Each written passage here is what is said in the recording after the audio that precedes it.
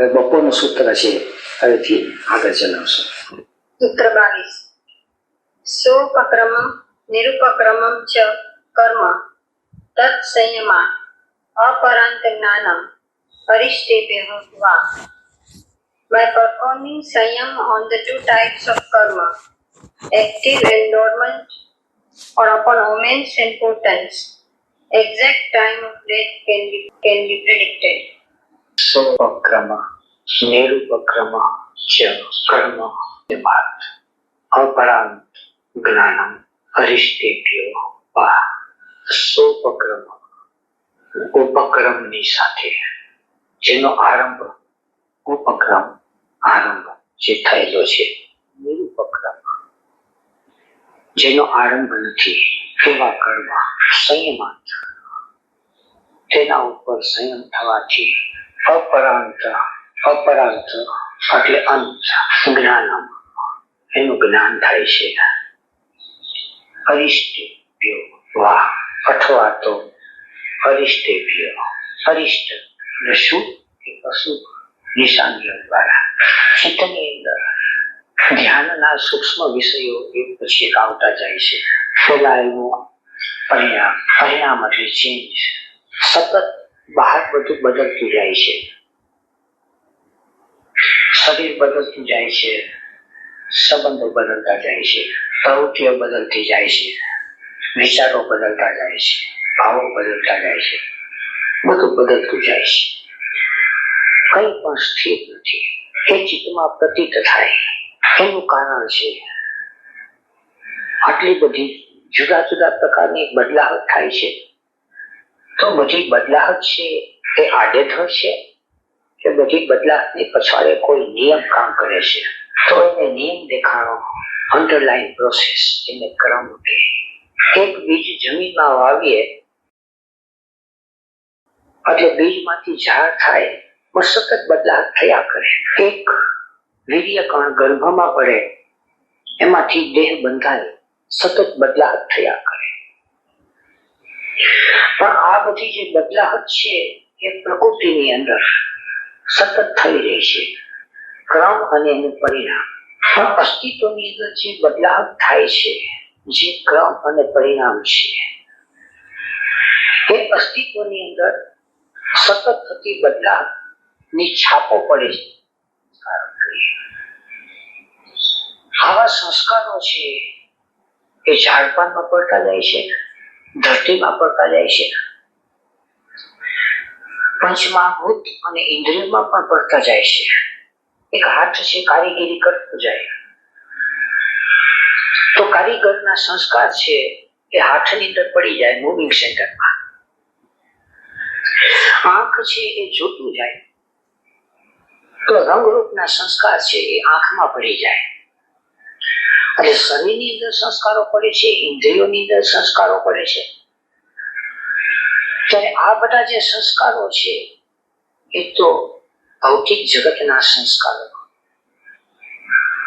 પણ એનાથી ઘેરા સંસ્કારો પડે છે આપણે પોતે કંઈક અનુભવતા આવીએ છીએ.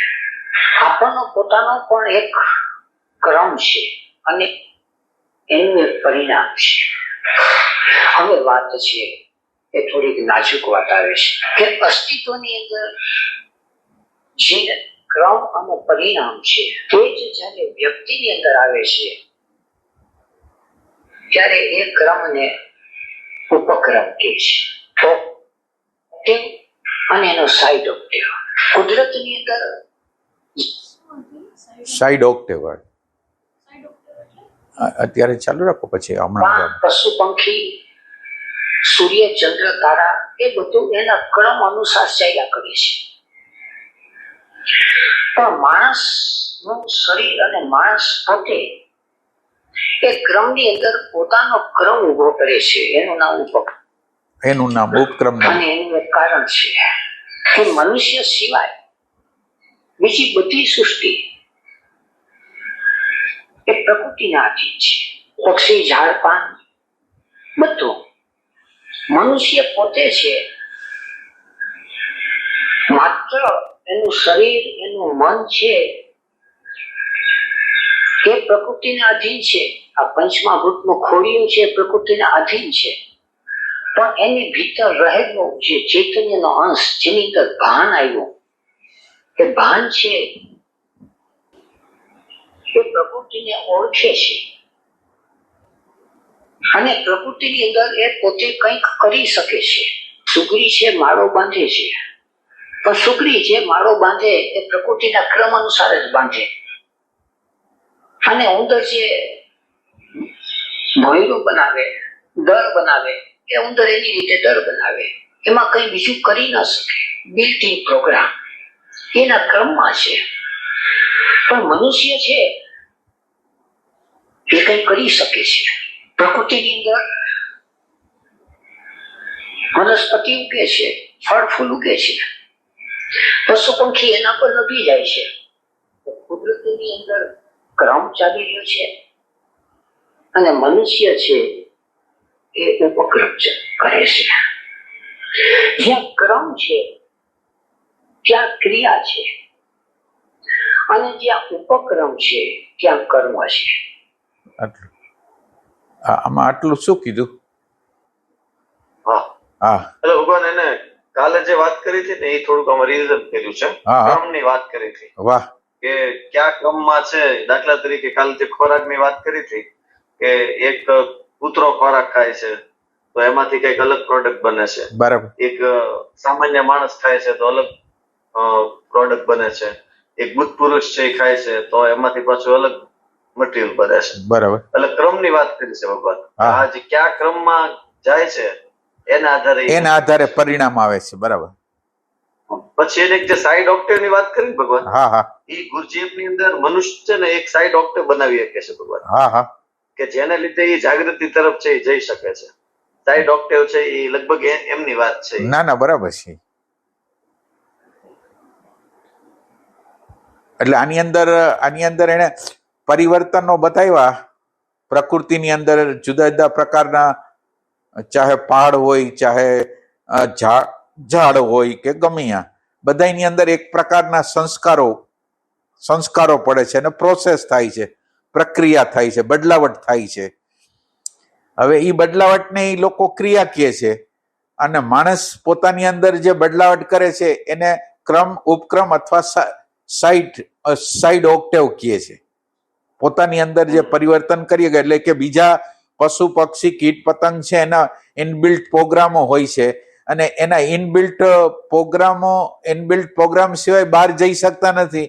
ત્યારે માનવજાત એની બહાર જઈને કરી શકે છે. એ રીતે એને અને આ જે સતત રીતે પરિવર્તન થવાની પ્રક્રિયા છે એને લોકો ક્રિયા કહે છે અને આ જે માનવ દ્વારા જે ઉપક્રમ અથવા સાઈડ ઓક્ટેવ બને છે એને કર્મ કહે છે. તો ક્રિયા અને કર્મ વચ્ચે ભેદ છે. ઝાડ પાનને કર્મ નથી, પશુ પંખીને કર્મ નથી, મનુષ્યને કર્મ છે. હવે આ કર્મ જે છે એટલે માણસ છે એ કર્મથી બંધાઈ ગયો, પશુ પંખી છે એ ક્રિયાથી બંધાયેલા.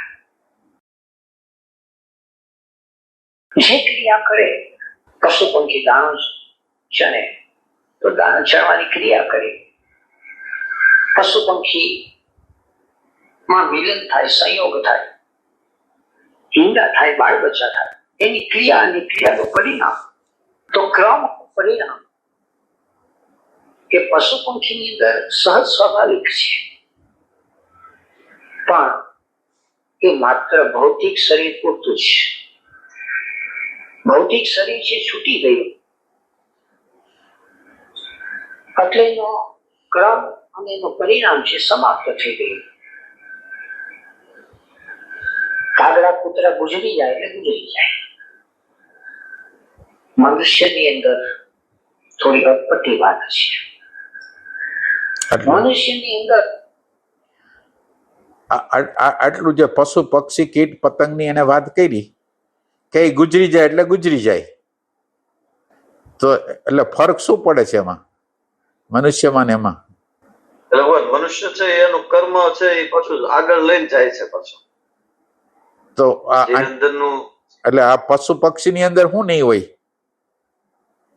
એટલે એની અંદર કારણ બોડી નહીં હોય ભગવાન.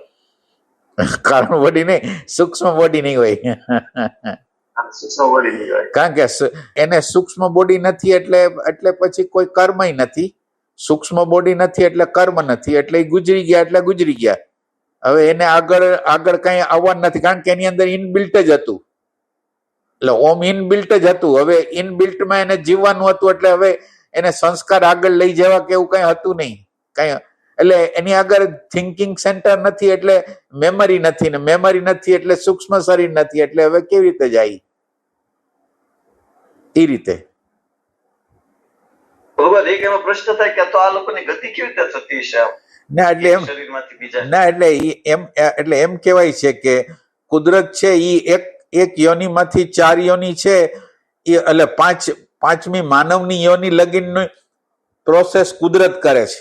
કેવી રીતે કરે છે એ મિસ્ટીરિયસ છે, પણ એમ કે એ કરીને એ જગ્યાએ લઈ આવે છે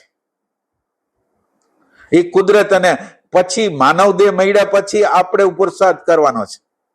એટલે 5 કોષ લગીન તો એ કુદરત જ લઈ આવે છે. થોડી અટપટી વાત છે. મનુષ્યની અંદર ઉપક્રમ છે. ઉપક્રમ છે એ કર્મ નું બંધન આવ્યું. કર્મ નું બંધન આવ્યું એટલે શરીર છૂટી ગયા પછી પણ એ કર્મ નું બંધન ચાલુ રહે છે. અને આ ઠેકાણે થોડું રહસ્યમય છે. માણસ બંધાણો છે એના કર્મની અંદર. હવે આ જે કર્મ છે એ 2 પ્રકારના છે. ક્યારથી બંધાતો આવ્યો છે પોતાના કર્મની અંદર એને ખબર નથી. જે ખબર નથી જે પ્રકારના કર્મની, એને નિરૂપક કર્મ કીધો કે હજીના ઉપક્રમનું ભાન નથી. કોઈ એને સંચિત કહે છે. સંચિત એટલે એક્યુમ્યુલેટેડ, એકઠા કરેલા કર્મ. જેનો ક્રમ શરૂ થઈ ગયો છે એ સૌપક્રમ. કોઈ એને પ્રારબ્ધ કહે છે. પ્રારબ્ધ એટલે જેનો આરંભ થઈ ચૂક્યો છે. ચિત્તની અંદર સંસ્કારો પડેલા છે. આપણે જે આની અંદર એક કર્મ એવું કે છે કે જે હજી પ્રગટ થયેલું નથી, એટલે એ ટાઈપનો. એટલે એક કર્મ એવું છે કે જે હજી આગળ આવ્યું નથી, તો એ નિરૂપક્રમ એટલે સંચિત કર્મ છે. એટલે જે હજી એનો ઓલો શું કહેવાય, હજી એનો યોગ નથી થયો, હજી એનો યોગ પ્રારબ્ધ બનવામાં નથી થયો. અને પ્રારબ્ધ એટલે જે હિસ્સો સંચિતમાંથી બહાર નીકળી ગયો છે, સંચિતમાંથી જે હિસ્સો બહાર પડી ગયો છે એ પ્રારબ્ધ છે. અને અત્યારે જે કરી છે એ ક્રિયમાણ છે. આપણે એને દ્રષ્ટાંત દ્વારા સમજવું હોય તો 1 વર્ષના ઘઉં લઈ આવ્યા, એ સંચિત છે. સંચિતમાંથી એક ડબ્બો દળાવ્યો, એક ડબ્બો જે દળાવ્યો એ પ્રારબ્ધ છે. અને એમાંથી જે દરરોજ રોટલી બનાવવામાં આવે છે તો એ થયું ક્રિયમાણ થયું. બરાબર? એ ટાઈપ. પછી ભગવાન આ સંચિત કર્મ છે એ કયા કર્મ સંચિત કર્મો બનશે ભગવાન? એટલે સંચિત બનશે એટલે તમે અત્યારે એક ટ્રેકમાં છો ને એ ટ્રેકમાં તમે એડ કરો છો. અત્યારે કંઈક વસ્તુ નેગેટિવ કે પોઝિટિવ કોઈ પણ વસ્તુ તમે જે અત્યારે એડ કરો છો એ બધી સંચિતમાં જાય છે. અને હજી આવે છે, આની અંદર આવશે. ક્યાં સંચિત બને છે એ હજી આવશે. હા,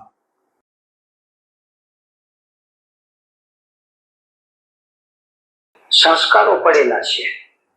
આપણે જે વાત કરી કે જે અનુભવમાંથી પસાર થાય એ અનુભવના સંસ્કાર પડી જાય.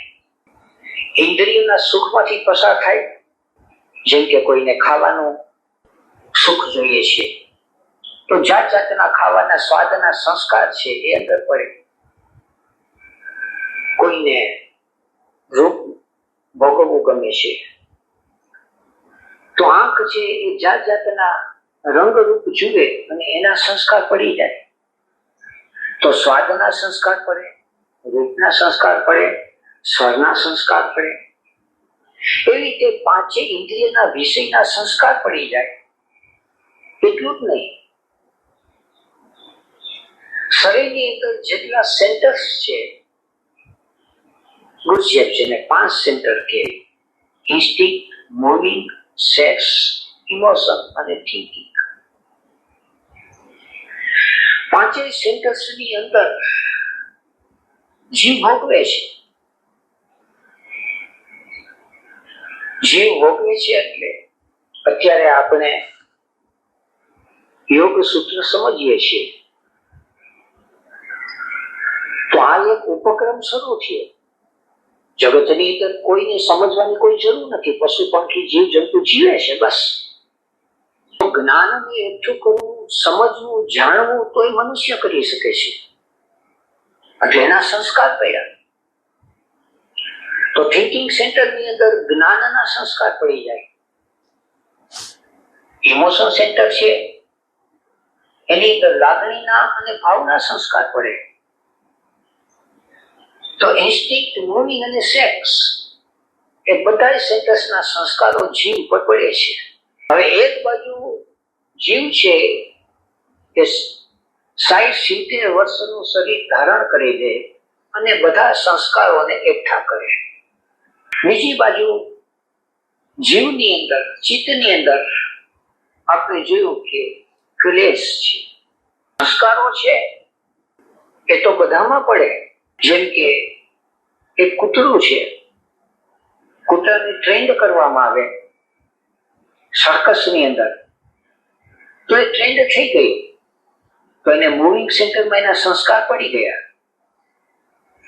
પણ કૂતરું ગુજરી જાય પછી એને કર્મનું બંધન નથી રહેતું, એ ગુજરી ગયું. એટલે આની અંદર કૂતરાને ટ્રેન કરવામાં આવે અને ગુજરી જાય એટલે પછી ત્યાં પૂરું થઈ જાય. એ હારે ન લઈ જાય.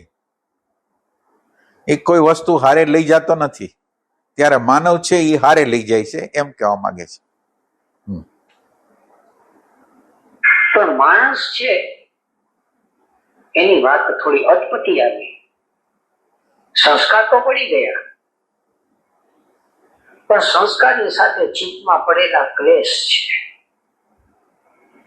અને ક્લેશ 5 પ્રકારના: અવિદ્યા, અસ્મિતા, રાગ, દ્વેષ અને અભિદ્વેષ. અવિદ્યા એટલે બેહોશી, અજ્ઞાન. અવિદ્યામાંથી જન્મે છે અસ્મિતા. હવે અસ્મિતાનો જેવો જન્મ થયો એટલે ક્રિયામાંથી કર્મ થઈ ગયું. આ ક્લેશ લાગુ પડી ગયો. આ છે એના ખ્યાલમાં નથી આવતું. શરીર છે એ આંટા મારે, અહીંયાથી ત્યાં ફરે છે તો શરીર એ ક્રિયા કરે છે. પશુ પંખી પણ આંટા મારે એ શરીર એ ક્રિયા કરે છે. પણ શરીર છે એ રૂમની અંદર ઝાડુ કાઢે તો એ ઝાડુ કાઢવાનું કર્મ થઈ ગયું, એ ક્રિયા ન થઈ. પણ કર્મ અને ક્રિયા વચ્ચેનો ભેદ છે એ ભીતરથી પરખાવો જોઈએ, પ્રતીત થવો જોઈએ, પછી તો એનો સંયમ થાય. એનું કારણ છે કે જેવું ઝાડુ કાઢે છે એટલે તરત જ એના મનની અંદર એમ થઈ જાય છે કે મેં ઝાડુ કાઢ્યું અને હું આવી ગયો એટલે કર્મનું બંધન આવી ગયું. એટલે કે શરીરે ક્રિયા કરી, પછી શરીર ફરવાની ક્રિયા કરે કે શરીર ઝાડુ કાઢવાની ક્રિયા કરે કે શરીર ખાવાની ક્રિયા કરે. પશુ પંખી ખાય છે,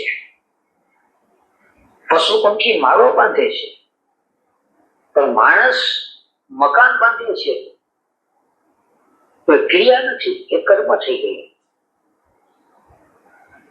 અને જેવું કર્મ થઈ ગયું એટલે બંધનમાં આવી ગયું. એ જે બંધાનો અવિદ્યાને કારણે એની બેહોશી છે.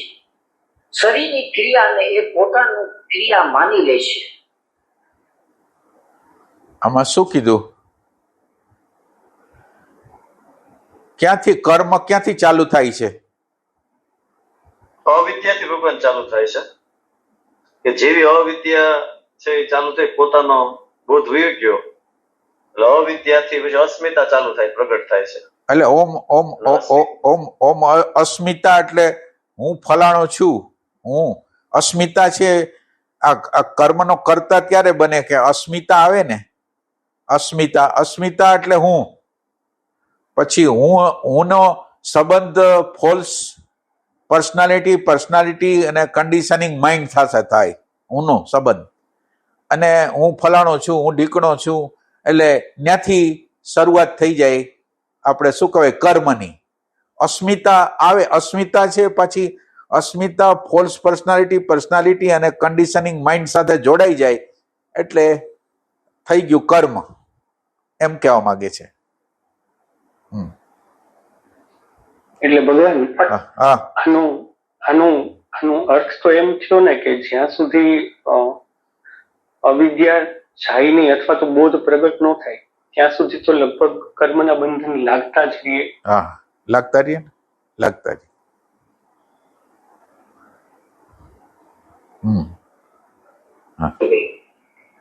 અને એકવાર કર્મ શરૂ થઈ ગયું એટલે ઉપક્રમ શરૂ થયો. મકાન જ્યાં સુધી નતું બાંધ્યું ત્યાં સુધી એ પોતે બંધાણો નતો. મકાન જેવું બાંધ્યું એટલે ઉપક્રમ શરૂ થયો. હવે એ મકાન જ્યાં સુધી રહેશે ત્યાં સુધી એનો જીવ ત્યાં ચોખ્યો રહેશે. આ થઈ મૂળ સિદ્ધની વાત થઈ. મૂળ સિદ્ધનો ઉપક્રમ શરૂ થયો, મકાન બાંધ્યું. એક સ્ત્રી એક પુરુષને જોઈ લીધું, લાગણી થઈ, વાતોચીતો કરી, હૈરાણ ખરા, છૂટા પડ્યા. પશુ પંખી ટોળામાં ફરવા જાય છે, એકબીજા ઝઘડો કરે, એકબીજા પ્રેમ કરે, છૂટા પડી જાય. પણ માણસની અંદર એ નથી. બધા સહજતાથી ભેગા થયા ને સહજતાથી છૂટા પડે છે એવું નથી. અવિદ્યા તો છે જ, બેહોશી છે. બેહોશી છે એમાંથી અસ્મિતા જન્મી, હું જન્મો. હું જન્મો એટલે જ્યાં રાગ છે અને જ્યાં દ્વેષ છે.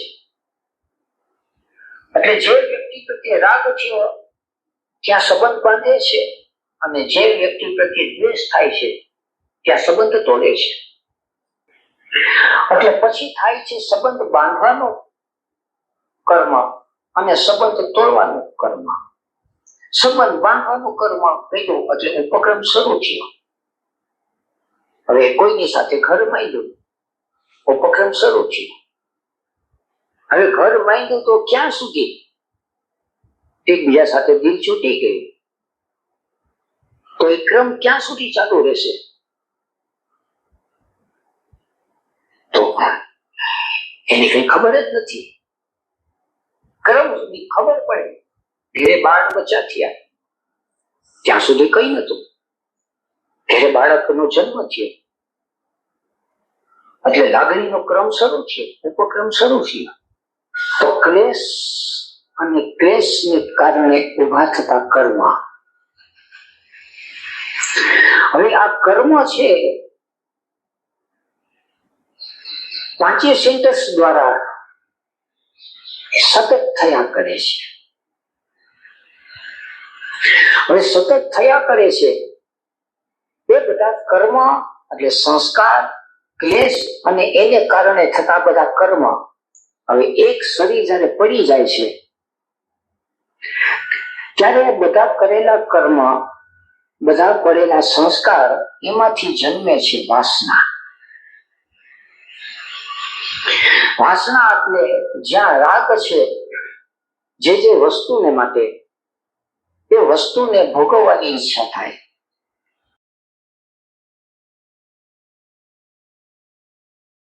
જે વ્યક્તિ માટે રાગ છે એ વ્યક્તિના સાનિધ્યની એને ભોગવવાની ઈચ્છા થાય. હવે શરીર છે એની મર્યાદા છે 70 વર્ષ 80 વર્ષ.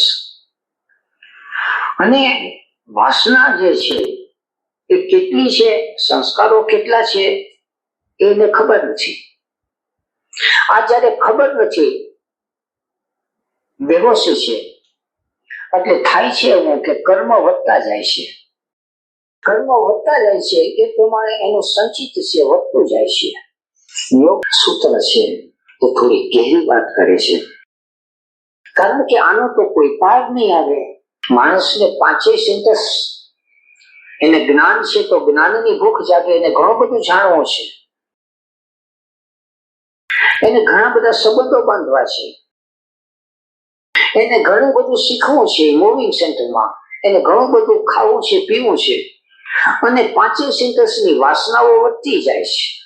વાસનાઓ વધતી જાય છે અને અંદરના સંસ્કારો છે એ જેવા પ્રકારની વાસના અને જેવા પ્રકારના સંસ્કાર છે એવા પ્રકારના કર્મ એને કરાવે છે. અને આ એક વિષય સર્કલ 20 ચક્ર શરૂ થાય. કર્મ કરતો જાય એ કર્મના સંસ્કાર બનતા જાય અને એ સંસ્કારમાંથી ક્લેશને કારણે પાછા નવા કર્મ ઉભા કરતો જાય. અને આ આખું જે તંત્ર ચાલે છે એ મિકેનિકલ ચાલે છે, યંત્રવત ચાલે છે. એટલે થાય છે એવું કે આપણે કયું કર્મ કરીએ છીએ એનું આપણને ભાન નથી, એનો ક્રમ શરૂ થઈ જાય છે, ઉપક્રમ, એનો આપણને ખ્યાલ નથી.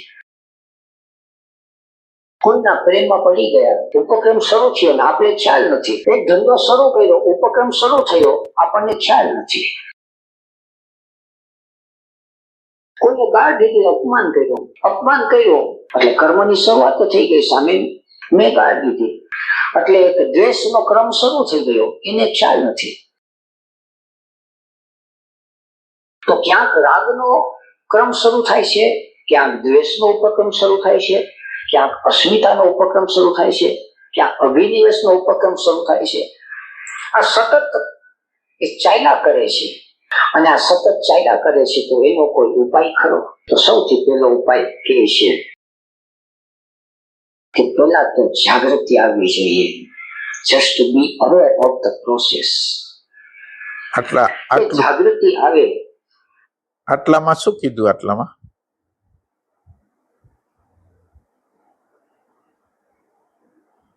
ભગવાન કર્મ કેવી રીતે બને છે ને એની આખી પહેલા પ્રોસેસ બતાવી કે કર્મ બનવાનું કારણ આ ક્લેશો છે. ક્લેશ થી છે એ નવા કર્મો છે બનતા જ જાય છે. જ્યાં સુધી જાગૃતિ નથી બરાબર ત્યાં સુધી એ અવિદ્યા છે, અસ્મિતા છે, રાગ, દ્વેષ, અભિનિવેશ આ બધું ચાલુ રહેશે. એટલે કર્મ છે એ સંચિત કર્મો તો વધતા જ જવાના છે, એનો કોઈ એન્ડ નથી. અને પછી બધા ઉપક્રમ ચાલુ થશે. કોઈ ક્યારેક ધંધો ચાલુ કર્યો તો એ ધંધામાં પછી એના કર્મો ચાલુ રહેશે. કોઈ કઈક કીધું છે, વડકું કરી લીધું છે તો વડકું પછી એ ઉપક્રમ છે એ ચાલુ રહેશે. બરાબર. એટલે આનો કોઈ એન્ડ નથી. છેલ્લે એમ કે જો આ કર્મોને છે એ પૂરા કરવા તો જાગૃતિ જો, એટલે પેલા એને જોવા પડશે આ ક્રમને. જાગૃતિ હશે તો આ કર્મની ખબર પડશે. એટલે આની અંદર એમ કહેવામાં આવે છે કે તમારો જન્મ થાય ત્યારથી મૃત્યુ થાય ત્યાં સુધી તમારી નિયતિ નક્કી છે. એ વાત સાચી? તો એ સાચું હોય તો આપણે શું કરી શકીએ? આમ માનો કે એ નક્કી છે તો આપણે શું કરી શકીએ? આમ આપણે ભગવાન જાગૃત રહી શકીએ, જાગૃતિને પ્રયાસ કરી શકીએ. તો જે બનવાનું છે એ બનવાનું જ છે. હા, તો પણ આપણે અંદરની સ્થિતિ બદલી શકીએ. કેવી રીતે?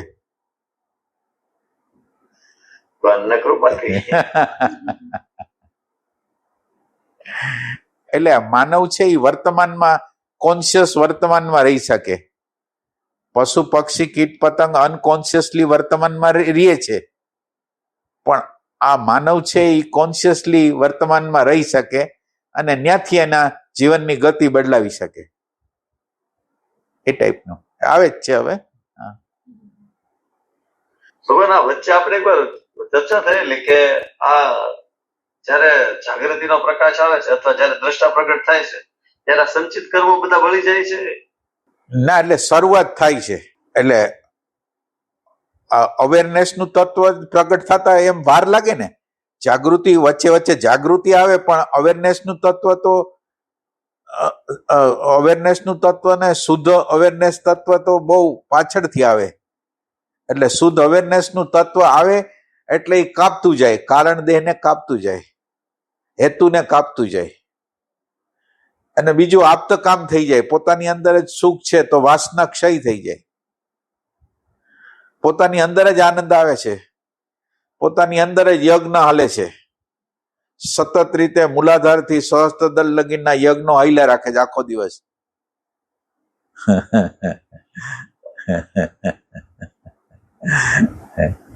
એમાં તમે એકવાર કીધું તો એક એવો પ્રકારનો અ, કર્મ હોય કે જે એકદમ મોટા મોટા જ્ઞાની લોકો હોય એ શું એકદમ તીવ્ર કર્મ હોય છે જે એ લોકોને ભોગવો છે. ચીકણા કર્મો છે. હા, ચીકણા ચીકણા કર્મ. હા હા, એ તો એ ભોગવવા પડે ચીકણા પર. અને અને એની અંદર ઓમ એ કર્મ એવા હોય કે ઓમ તમે સાયકોલોજીમાંથી મુક્ત થઈ ગયા હો, પણ આ પ્રાકૃતિક કર્મ કહેવાય. એટલે પ્રાકૃતિક કર્મ અમુક સમયનો ભોગવટા પછી એની મેળે જ વયા જાય, એ ટાઈપની વસ્તુ.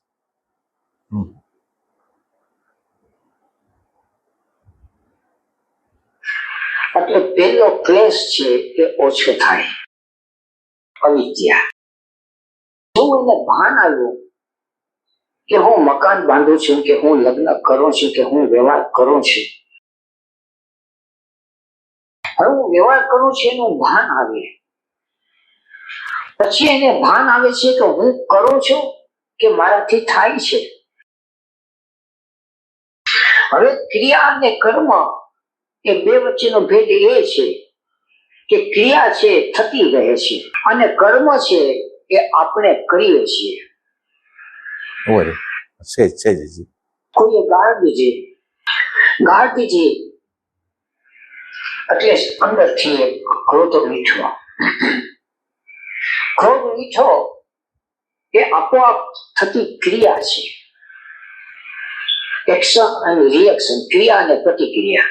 પણ એ ક્રિયા છે એ અવિદ્યાને કારણે તરત જ કર્મની અંદર બદલી જાય છે.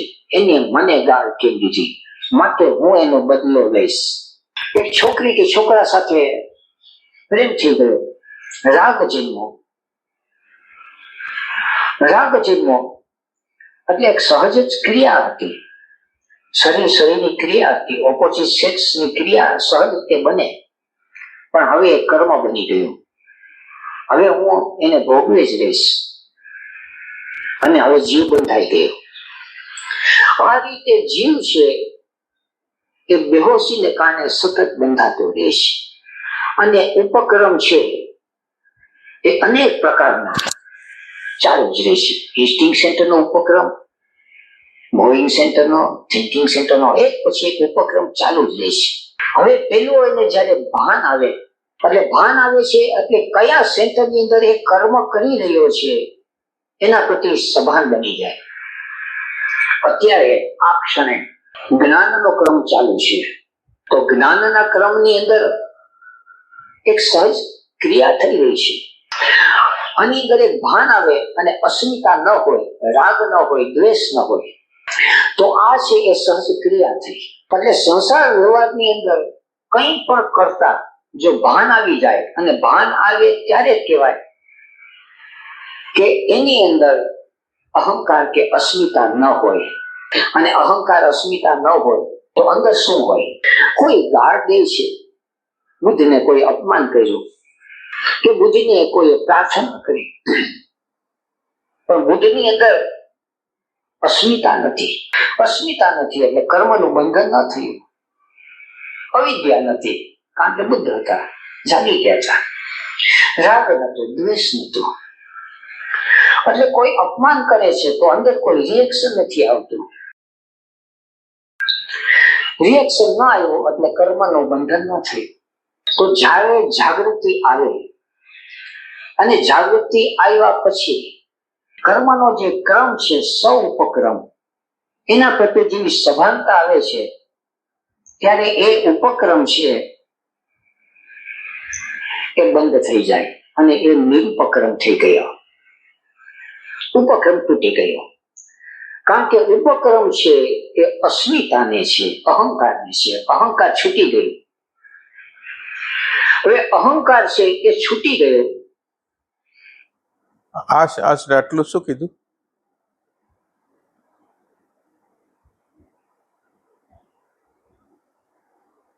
ભગવાન ક્રિયા અને કર્મ ક્યારે બને છે એની વાત કરી ભગવાન. હા હા કે મનુષ્ય છે એ એક બે જણા વચ્ચે આવે, દાખલા તરીકે બુદ્ધ ભગવાન વચ્ચે ને એક સામાન્ય માણસ વચ્ચે. તો બુદ્ધ ભગવાન ને કોઈક ગાળ દેશે તો એના 5 ક્લેશો છે એ છૂટી ગયા છે. અવિદ્યા નથી રહી, હવે એની સામે વિદ્યા પ્રગટ થઈ ગઈ છે. ત્યારે સામાન્ય મનુષ્ય છે એની અંદર હજી 5 ક્લેશો છે જ તે. એટલે એની કઈક એની જે ઇમેજ બનાવેલી છે અથવા કઈક જે બનાવેલું છે રાગ દ્વેષ, એની હારે એ અથડાશે અને ત્યાં એ કનેક્શન થઈ જશે, એટલે ક્રિયા કર્મ બની જશે. એટલે અસ્મિતા ન હોય ને તો એને રિસીવ કરવા વાળું કોઈ ન હોય. અસ્મિતા હોય તો હું છું એવું લાગે તો એને રિસીવ કરવા વાળું કોઈક છે. પછી શુભ ને અશુભ જે રિસીવ કરવા વાળું હોય એનો ખુશી ના ખુશી આવવાની છે. એટલે રિસીવ કરવા વાળું અસ્મિતા નથી, એનું કારણ એની અંદર અવિદ્યા નથી, ઈ છે. હા હવે ભગવાન એટલે ઓલાને રિસીવ કરવા વાળું છે એટલે એ સીધું તે કર્મ બનશે ભગવાન. બરાબર. અને અહીંયા રિસીવ કરવા વાળું નથી એટલે સીધી ક્રિયા બનશે ભગવાન. એટલે આની અંદર કેવું થાય છે કે જે આપણે એમ કહેતા હતા કે આ મેં કર્યું એટલે તમને ભાન આવે છે ત્યારે કોણ કરે છે એનું ભાન થાય છે. શરીર કરે છે, મન કરે છે, બુદ્ધિ કરે છે, ઇમેજ કરે છે. તો એ બધી વસ્તુ જે તે સેન્ટરો કરે છે.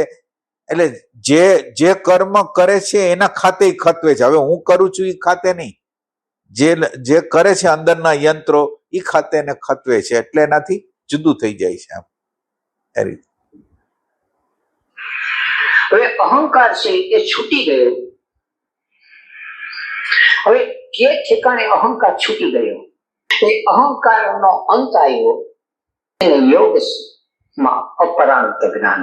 અહંકારનો અંત આવ્યો એટલે એક અર્થમાં કહીએ તો જીવનો અંત આવ્યો. અસ્મિતાનો અંત આવ્યો એટલે હવે અસ્તિત્વ માત્ર રહ્યું. પણ અહંકારનો અંત ક્યાં ક્યાં છે અને ક્યાં ક્યાં નથી.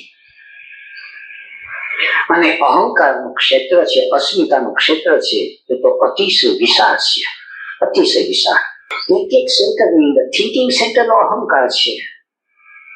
મારે જ્ઞાની થવું છે, મારે જ્ઞાન એકઠું કરવું છે, મારે જાણવું છે, મારે સમજવું છે. પણ હવે એને ભાન આવી જાય કે જાણે છે, સમજે છે એ તો મનનો મગજનો વિષય છે. એ જેટલું સમજે એટલું સમજે, ન સમજે એટલું ન સમજે, એ તો એની સહજ સ્વાભાવિક ક્રિયા છે. પોતે તો માત્ર એને સભાનપણે એને જીવે છે. ત્યાં માત્ર જોવાનું આવી ગયું, જાગૃતિ આવી ગઈ. જાગૃતિ આવી ગઈ એટલે એનો જાણવાનો ક્રમ છે, ઉપક્રમ એ શાંત થઈ ગઈ. પણ હજી એટલે જાણવું એટલે શું જાણવું?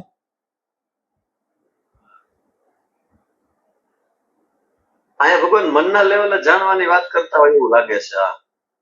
અત્યારે એવું લાગે છે મનનો વિષય છે એમ કીધું છે. ના આ જાણવાની વાત તો અલગ જ રીતે કરે છે. એટલે આપણે પ્રશ્ન એમ પૂછ્યું છે જાણવું એટલે શું, અને આપણે કેવી રીતે જાણી છીએ. માનો કે અત્યારે આપણે દ્રષ્ટા રૂપે, સાક્ષી રૂપે એમ કહી છીએ કે અમે જાણી છીએ, તો એમાં શું પ્રોસેસ બને છે જાણવામાં? આપણે જે પ્રક્રિયા અત્યારે કરી છે જાણવાની, તો એમાં શું પ્રોસેસ બને છે?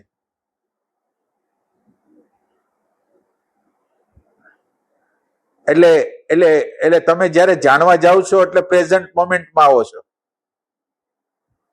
પ્રેઝન્ટ મોમેન્ટમાં આવો છો તો એક પ્રકૃતિનો વિભાગ જોવો છો ભાન દ્વારા. એટલે એક ભાનનો પ્રકાશ થાય છે અને પ્રકૃતિનો વિભાગ જોવો છો. હવે પ્રકૃતિનો વિભાગ જોવો છો, થોડુંક જણાય છે, અને છતાંય પ્રકૃતિનો વિભાગ પાછો અંદર છે હજી. એટલે હવે જાણવાની પ્રક્રિયાની અંદર આપણે કેવું કરવું પડશે કે જે જાણે છે એ વિભાગ વધારવો પડશે, અને જે નથી જણાતું એ વિભાગ કમ કરવો પડશે. એટલે જાણવાનું સ્પષ્ટ ક્યારે થશે કે જાણવાનો વિભાગ છે એ સંપૂર્ણ થશે. એટલે જાણવાનું જોવાનું ત્યારે બનશે કે તમે હાવ સેપરેશન કરી જાઓ, એટલે તમારો વિભાગ જાણવા ઉપર જ આવે, પ્રકૃતિનો વિભાગ અંદર ન હોય. એટલે આપણે જયારે જોવા જાણવાની વાત કરી ત્યારે આપણને ટેસ્ટ કરવાનો કે માનો કે હું જે જાણું છું, ખરેખર હું જાણું છું કે જોઉં છું હજી સ્પષ્ટ રીતે, કે હજી ઓલા સંસ્કારો મારા ઉપર હાવી થાય છે. એ આપણે ટેસ્ટ એટલે જ્યારે તમે જોશો ત્યારે જોવામાંથી જ પ્રક્રિયા થઈ જશે. એટલે જોવું એ સંપૂર્ણ પ્રક્રિયા છે. એટલે એને છોડવા માટે કઈ પ્રયાસ નહીં કરવો પડે.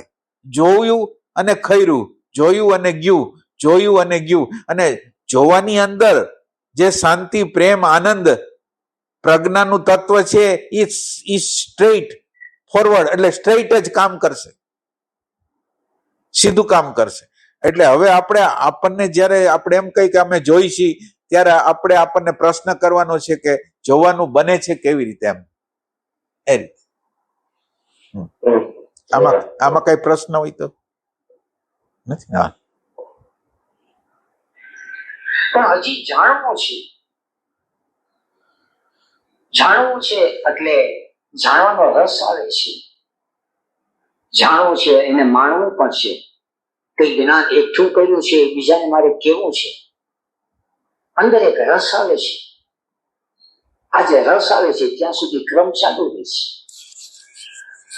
એ રીતે ઇમોશન સેન્ટર ની અંદર કોઈની સાથે પ્રેમ થયો તો પ્રેમ થયો એની અંદર એક રસ આવે છે. સાથે બેસીને વાતો કરવાનો, સાથે બેસીને હરવાનો, ફરવાનો. અને જ્યાં સુધી રસ આવે છે ત્યાં સુધી ક્રમ ચાલુ રહે છે. એમાં દ્વેષ પણ હોય. આ જે રાગ આવ્યો છે એવો દ્વેષ પણ હોય. દ્વેષ હોય તો એને કોઈ પણ હિસાબે એને હું દેખાડી દઈશ, એનો બદલો લઈ લઈશ. ક્રમ ચાલુ રહે. એટલે આ જ્યાં સુધી ક્રમ ચાલુ રહે છે ત્યાં સુધી એને અપરાંત જ્ઞાન નથી થતું.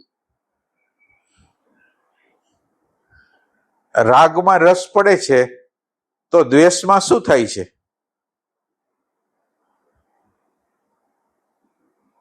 રાગમાં રસ પડે છે તો દ્વેષમાં શું થાય છે?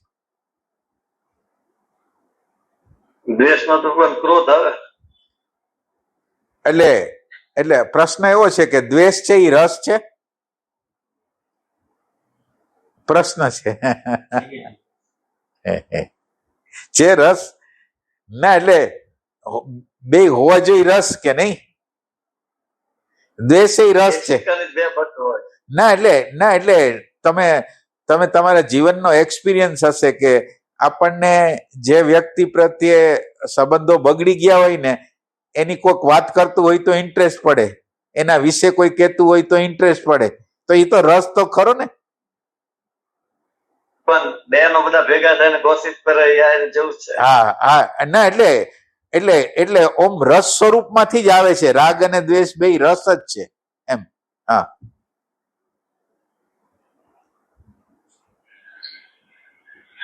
ત્યાં સુધી ક્રમ એને પ્રતીત થવો જોઈએ એના ચિત્તની અંદર. એટલે એવી રીતે મૂવિંગ સેન્ટર, એવી રીતે સેક્સ સેન્ટર, દરેક સેન્ટર્સના પોતપોતાના ક્રમ છે. દરેક સેન્ટરના જે ક્રમ છે એના પોતપોતાના કર્મ છે. એ જે કર્મ પ્રત્યે એ પોતે સભાન બને છે એ કર્મનો ક્રમ તૂટી જાય છે. કે જેનો ક્રમ તૂટી ગયો એ નિરૂપક્રમ થઈ ગયો. ક્રમ એટલે ગતિ મળતી હતી. કોઈ પણ કર્મ છે એ ગતિ આપતું હતું બહારની બાજુ. એ બહારની બાજુની ગતિ સ્ટોપ થઈ ગઈ. અંદર તમને રસ આવવા માંડે તો બહારના રસ તો તૂટવા માંડે ને. એ ટાઈપનું કહેવા માંગે છે. હા,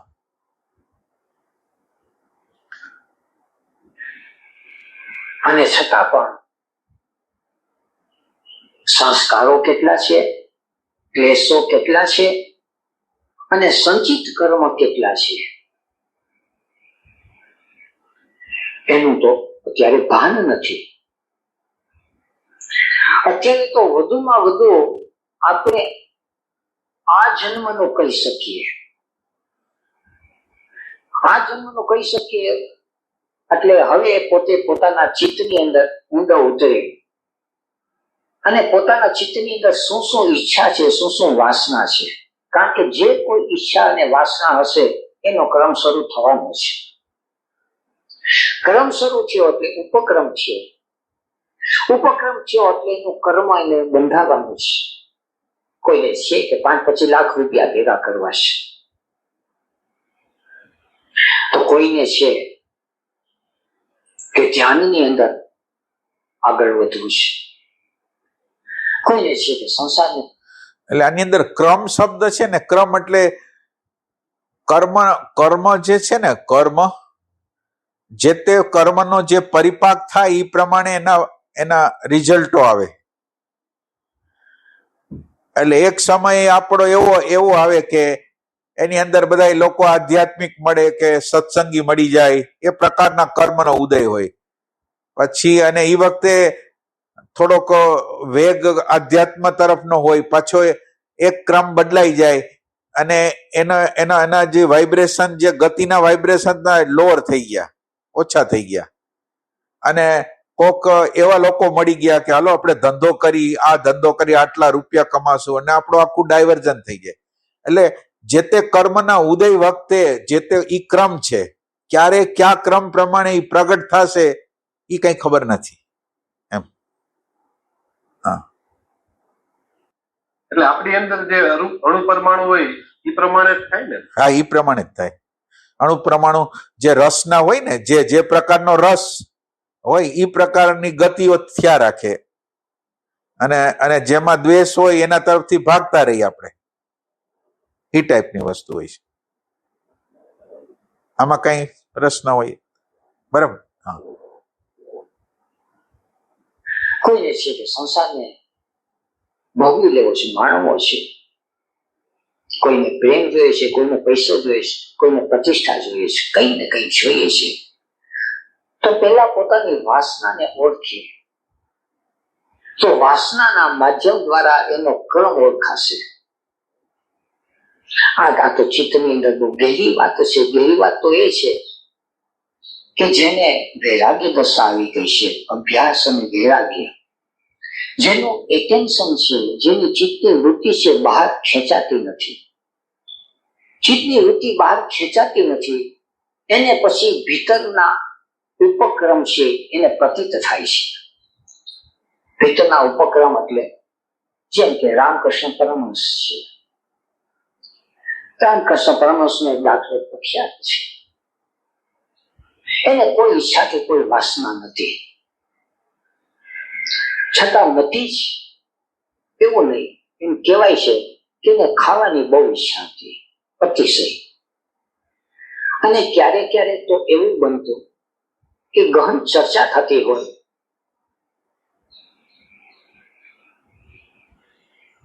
ઈશ્વરની, સત્યની, પરમાત્માની, પ્રકૃતિના રહસ્યની. અને રામકૃષ્ણ દેવ છે એ ખાવાનું મગાવે. ક્યારેક ક્યારેક તો રસોડામાં દોડ્યા જાય ખાવાને માટે, ચર્ચા મૂકીને. તો વ્યવહારના જગતની અંદર કઈ અજુગતું લાગતું. શારદા મણી દેવ એને ક્યારેક ઠપકો પણ આપતા કે થોડી થોડી વારે ખાવા માટે દોડ્યા આવો અને ત્યાં બહાર બધા બેઠા છે, એ બધાને કેવું લાગે ને આ બધું શું? પણ રામકૃષ્ણ દેવ હસતા, જવાબ ન દેતા. જ્યારે પછી બહુ જ કીધું, પછી એને વાત કરી કે બધી ઈચ્છા શાંત થઈ ગઈ છે, પણ શરીરમાં ટકી રહેવાને માટે આ એક ઈચ્છા રાખી છે, આ એક ઈચ્છા રાખી છે. એટલે એક ઉપક્રમ શરૂ થયો. હવે જે દિવસ આ ઈચ્છા પૂરી થશે અથવા આ ઈચ્છા શાંત થઈ જશે, એ પછી 3 દિવસ પછી આ શરીરમાં મારું હોવાપણું નહીં હોય. બધી ઈચ્છા શાંત થઈ જાય એનો અર્થ એ છે કે બીજા બધા જે ઉપક્રમો છે એ શાંત થઈ ગયા તો પછી કયો ઉપક્રમ છે એને ખ્યાલ આવી જાય. આ જયારે ખ્યાલ આવી જાય તો પછી એનું મોમેન્ટમ કેટલું ટકશે એ મોમેન્ટમ ને આધારે કહી શકે કે હવે 3 દિવસ પછી આ શરીર છે એ હું છોડી દઈશ. આ શરીર છૂટી જાય એ અપરાંત જ્ઞાન. માત્ર આ શરીરની જ વાત થાય છે એવું નથી. યોગ સૂત્ર છે એ બહુ ગહેરી વાત કરે છે. ગહેરી વાત કરે છે કાં તો એક ક્રમ છૂટ્યો અને શરીર છૂટી ગયું પણ બીજા બધા ક્રમ ચાલુ હોય, ખાવાની ઈચ્છા થાય છે એવું નથી. યોગ સૂત્રની અંદર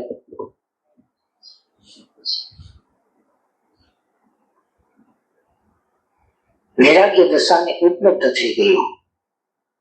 બહાર કોઈ પ્રકારની ઈચ્છા ન રહી અને પછી એને ઉપક્રમ છે એને દેખાય. કોઈને શરીર ધારણ કર્યા પછી પ્રેમ થાય, કોઈને જ્ઞાન થાય, કોઈને ક્રિયા થાય, કોઈને સેક્સ જાગે. તો દરેક સેન્ટર્સના પોતપોતાના ક્રમ હોય. પોતાના તરફથી કોઈ ઈચ્છા નથી પણ સંસ્કારને કારણે એના શરીરની અંદર એક ક્રમ શરૂ થાય અને એ ક્રમ છે એ બહુ રહસ્યમય છે. રહસ્યમય એ માટે છે કે એનું શરીર છે કોની સાથે સંબંધમાં આવે છે, કયા વાતાવરણમાં આવે છે, કોને પેટે અવતાર લે છે, એ બધું એના સંસ્કાર પ્રમાણે એ પ્રગટ થાય છે. પોતાના તરફથી કોઈ પણ હવે ઈચ્છા રહી નથી. આ જયારે એને સ્થિતિ આવે છે ત્યારે પછી એ નિરુપક્રમ અને ઉપક્રમ એ બંને પ્રત્યે સભાન બની જાય છે. હવે એના ચિત્તમાં પ્રતીત થાય છે કે ઉપક્રમ કેનો શાંત થઈ ગયો અને ઉપક્રમ કેનો ચાલુ છે. હવે જે ઉપક્રમ ચાલુ છે તો એ ક્યાં સુધી? એટલે આની અંદર શું કહેવા માંગે છે?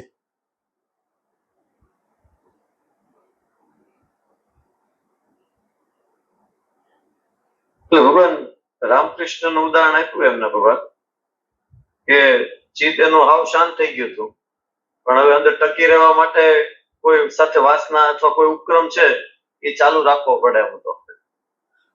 એટલે ભોજન સાથે એને બાંધી દીધું હતું. પણ માનો મૂર્તિનું ભગવાન એવું જીવનમાં ઉલ્લેખ છે કે એને એજ્યુકેશન સાથે છેલ્લે જોડી રાખેલું હતું. એટલે જો ઈ છૂટી જાય છે તો ભગવાન ચિત્ત શાંત થઈ જાય અને શાંત થઈ જાય તો પછી શરીરના દેહમાં રહેવું મુશ્કેલ છે. હવે આ તો આપણે જે આગળ વધી ગયા એની વાત છે. હવે આપણે સાધક લોકોએ આમાં શું કેવી રીતે કઈ દ્રષ્ટિકોણથી જવું? માનો કે સાધકે ઓબ્ઝર્વેશન કરશે તો સાધક ઓબ્ઝર્વેશન એવું કરી શકશે કે આપણી અંદર કયા પ્રકારના રસો પડેલા છે એવું જોઈ શકશે?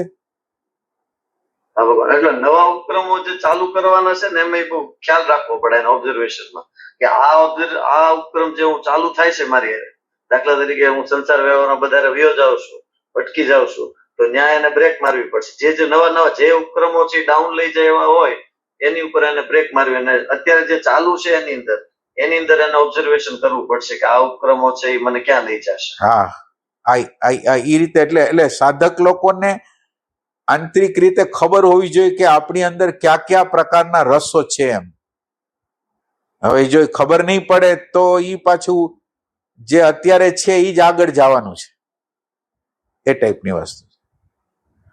એટલે સાધક નું ઓબ્ઝર્વેશન ઓથેન્ટિક હોવું જોઈએ એમ. આધ્યાત્મમાં રસ છે એ કે કોઈ કે આધ્યાત્મમાં રસ છે તો એટલે ઓથેન્ટિક છે તો એને જ ખબર આવે. પણ પછી બીજું જો ઓબ્ઝર્વ એની લાઈફ કરીએ ભગવાન તો એમાં કેટલા ટકા રસ છે એ ખબર પડે કે 1% રસ છે કે આના એક હું એવું નક્કી કરીશ કે રસ છે. હા, બરાબર. પણ બાકી એની ઓપોઝિટ જ ક્રિયાઓ બધી કરતો હોય. હા, ના એટલે આખો દિવસ જે પસાર કરતો હોય આખા દિવસ પસાર જ્યાં કરે છે ત્યાં એનો રસ છે. હવે આધ્યાત્મમાં તો માનો કે અડધી કલાક આપી, બાકીનો સમય તો બીજામાં જ રસ છે. અને પાછો આધ્યાત્મનો વિરોધી રસ છે પાછો, એવું નહીં એમ. ભગવાન અમારી એક ચર્ચા થતી હતી કાલે, લગભગ ઘણી અમારે ચર્ચા થઈ અહીંયા સાદરી ભવને. હા એમાં એમ વાત થતી કે સાધક છે આ યમ નિયમ ઉપર આખી બધી ચર્ચા કરતા હતા. તો એમાં મધ્યમ, મૃદુ અને તીવ્ર હા હા એમ 3 પ્રકારના જે સાધકો હોય. હા હા એટલે મેં કીધું કે જે મૃદુ છે એ 33% જે દિવસનો 33% ભાગ જે સાધનામાં ગાળે છે, ઓબ્ઝર્વેશનમાં ગાળે છે, તપમાં ગાળે છે, એ મૃદુ કહેવાય. 66% વાળો છે એ મધ્યમ કહેવાય, અને 100% જેને દઈ દીધું હોય એ તીવ્ર સાધક કહેવાશે. તો ઘણાના એવો પ્રશ્ન થયો કે આપણે તો એ એટલો સમય દેતા નથી, તો એને શેમાં આપણે સમય? તો મેં કીધું છે હજી બધું સાધના ચાલુ નથી થઈ આપણે એમ કે પ્રી ડાયાબિટીક નથી. એટલે આમ ભગવાન ડ્યુરેશન પાડ્યા હતા કે 8 થી 24 કલાક જે છે એમાં 8 કલાક જો સાધક છે આ પ્રયાસ કરતો હોય તો એ મૃદુ કહેવાશે. ના એટલે 16 કલાક કરતો હોય તો મધ્ય કહેવાશે. ના એટલે ઓમ તમે આમ આપણી આગળ લગભગ 12 કલાક આવે, માનો કે 12 કલાક આવે, 12 તો 12 કલાકની અંદર તમે શું કરો છો ને, માનો કે 8-10 કલાક હુવામાં જાય, તો હવે તમારી આગળ 12 કે 13 કલાક રીએ. હવે આ 12-13 કલાકના તમારે ભાગ પાડવાના, એમાં તમે શું કરો છો એ ટાઈપનો. તો એમાંથી ખબર પડે કે આપણે હવે કેમાં છીએ એમ. એટલે અત્યારે તો શું થતું હોય કે એક આધ્યાત્મનો અંદર કોઈક શાંતિ આવતી હોય, આનંદ આવતો હોય, એમાં રસ હોય. એક્ઝેક્ટ અજ્ઞાન કાઢવામાં રસ ન હોય. કંઈક અદ્ભુત અનુભવ થતા હોય એમાં રસ હોય. એટલે હજી અંદર મેગ્નેટિક સેન્ટર હજી યોગ્ય રીતે બનેલું ન હોય. એટલે એમ કે ખરેખર અજ્ઞાનને ટાળવું છે એવું ન હોય એને. એટલે ઈ પ્રોબ્લેમ અત્યારે બહુ હોય. એટલે આધ્યાત્મના અનુભવો એને આકર્ષતા હોય, એમ દુનિયાદારી બહુ આકર્ષતી હોય એને. આપણને એટેન્શન જોતું હોય, આપણને પ્રેમ જોતો હોય. એટલે એ બધી વસ્તુ પછી આપણી કામના હોય, મકાનો બનાવવાની, પછી મોટા મોટા ધંધા પૈસા કમાવાની, આ બધી વસ્તુ છે એ આપણને એટલે આપણી જે જરૂરિયાત છે એમાં ના નથી, પણ જરૂરિયાત કરતા વધારે છે એ પછી આપણને આમાંથી વિમુખ કરાવે, એ ટાઈપની વસ્તુ.